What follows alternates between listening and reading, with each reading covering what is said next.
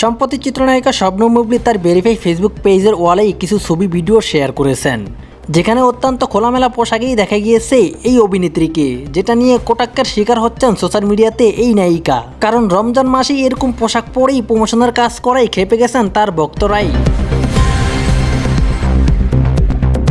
তার ভক্তদের ভিতর থেকে কেউ কেউ মন্তব্য করেছে, টাকাটা কি এতটাই প্রয়োজন যে এই রমজান মাসে এই ধরনের পোশাক পরেই সোশ্যাল মিডিয়াতে আসতে হবে এবং এই ধরনের প্রমোশনের কাজ করতে হবে। চিত্রনায়িকা শবনম বুবলী এরকম মাঝে মধ্যেই বিতর্কের শিকার হন সোশ্যাল মিডিয়াতে। তবে তিনি এরকম কটাক্ষের শিকার হওয়ার পরেই কিন্তু বাধ্য হয়েই নিজের ভেরিফাই ফেসবুক থেকেই কিন্তু এই ভিডিও ছবিগুলো ডিলিট করে ফেলেন।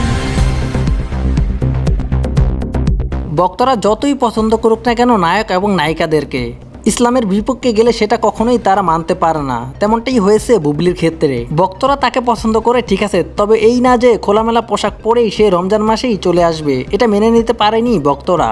অন্য সময় হলেও ভক্তরা এরকম রিয়েক্ট করতো না, যেহেতু এটা রমজান মাস, এই কারণেই কিন্তু ভক্তরা বেশি রিয়েক্ট করেছে বুবলির উপর। কারণ রমজান মাসে এটা কেউ মানতে পারবে না, আর এটা মানাও সম্ভব না।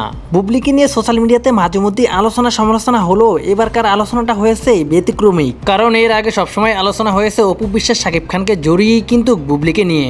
তো যাই হোক ভিউয়ার্স, বুবলির এরকম পোশাক নিয়ে আপনাদের কোনো মন্তব্য থাকলে অবশ্যই কমেন্ট বক্সে কমেন্ট করে আপনাদের মূল্যবান মতামত জানাতে পারেন।